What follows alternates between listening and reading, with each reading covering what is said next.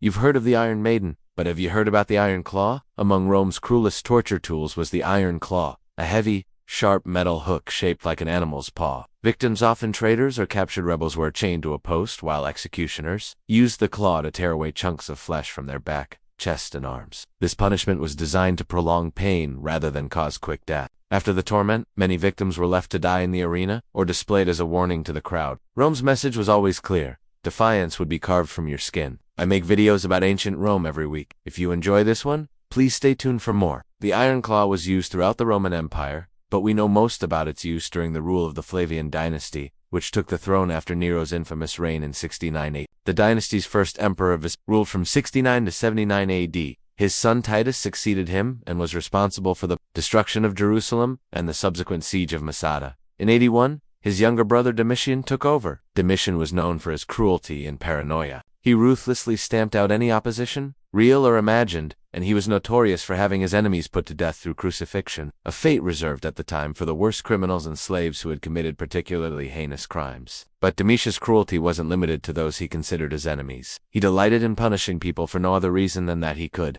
and he came up with particularly nasty ways to torment and humiliate his victims, sometimes keeping them alive for days before ending their lives. One such example is the famous case of the Stoic philosopher Epictetus, who annoyed Domitian by criticizing his taste in poetry. According to the philosopher Pliny the Younger, Domitian summoned Epictetus to his court because he wanted to hear him recite poetry, but Epictetus refused. For this insubordination, Domitian ordered that the philosopher's legs be broken, and then chained to a chariot like a horse, and whipped as he was pulled around. After hearing this, Pliny turned to leave the courtroom, but Domitian stopped him. He wanted to hear some poetry, so Pliny recited a few lines from a poem about a boy being led to sacrifice. Domitian was pleased and ordered that Pliny be released, although I can't imagine that the experience was anything but traumatic. Now back to the Iron Claw. We don't know exactly when it appeared during the Roman Empire, but since Domitian liked to do things to make himself stand out as an even worse monster than his predecessors, it's safe to assume he enjoyed the Iron Claw as a form of entertainment. When Domitian was in power,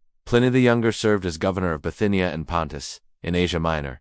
There he heard of a most cruel and horrible kind of punishment, which may have been unique to his region. A criminal would be sewn up in a leather bag along with snakes, scorpions, and other torturing instruments. Then that bag would be thrown into the sea, where it would be dragged along the shore until it tore open. Or the criminal might be sewn up in a bag with a fish and then dropped into the water. In this case, the fish would gnaw on the prisoner until it emerged from the bag. According to Pliny, while Pliny knew this kind of torture was going on, he couldn't stop it because he lacked authority. It reminds me of how modern authorities often turn a blind eye to human rights violations committed by other countries in order to keep the peace. Anyway, Pliny eventually became friends with Domitian, so much so that the emperor gave Pliny's father the title of senator, so Pliny wasn't completely opposed to the cruelty of the empire. Pliny's friend, the historian Tacitus, however, hated the Flavians. He thought they were a bunch of upstarts, and he despised the way they acquired the throne. You see, 69 AD was a year of chaos, known as the Year of the Four Emperors. First, Nero, the last of the Julio-Claudians, killed himself. Then four men took the throne within the span of months. Vitellius was proclaimed emperor by Galba's Praetorian Guard after Galba was assassinated, but Vitellius was defeated by Vespasian,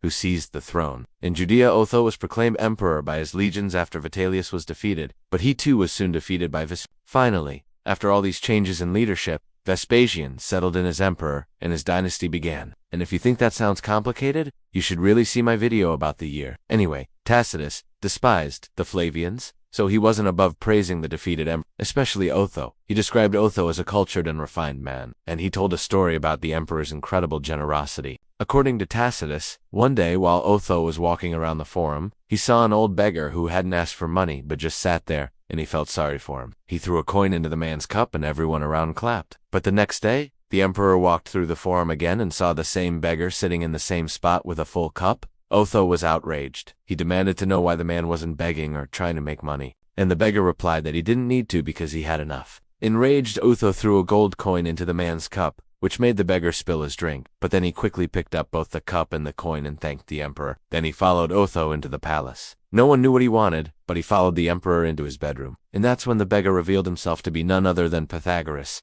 a former slave of Otho, who had once saved the emperor's life. The grateful Otho welcomed Pythagoras, and the two talked late into the night. Tacitus wrote that this showed the humility of Pythagoras and the magnanimity of Otho, who was willing to listen to a former slave. That said, It also shows us how different rulers were in the ancient world. So back to the Iron Claw. During the crushing defeat of Otto's forces by the eagle standard of the cohort to which Otto belonged was captured and brought before the emperor. Now, standards were extremely important to Rome's legions. They symbolized the strength of Rome and the spirit of the soldiers. Depriving a unit of its standard was a great disgrace. Soldiers would fight to the death to protect their standards from capture. So when the standard was brought before Vespasian, he ordered that the cohort's officers be crucified, to show the rest of his army what would happen if they lost their standards. But he didn't just crucify the officers. He subjected them to another form of capital punishment. According to the historian, Vespasian ripped apart the prisoners with the iron claw. He stretched their bodies as wide as he could and pinned them to crosses, which ensured that their bodies wouldn't decompose even after death. Then he proudly displayed their remains around the captured standard. Rome was able to conquer and hold down much of the Mediterranean and Western Europe, not only due to the strength of its armies, but also to its ability to instill fear. The executions and crucifixions were meant to inspire obedience and prevent future rebellions. The Iron Claw was just one of the instruments of terror employed by Rome. You can learn more about its infamous predecessor, the Roman crossbow, through additional resources. As always, thanks to my supporters for making these videos possible.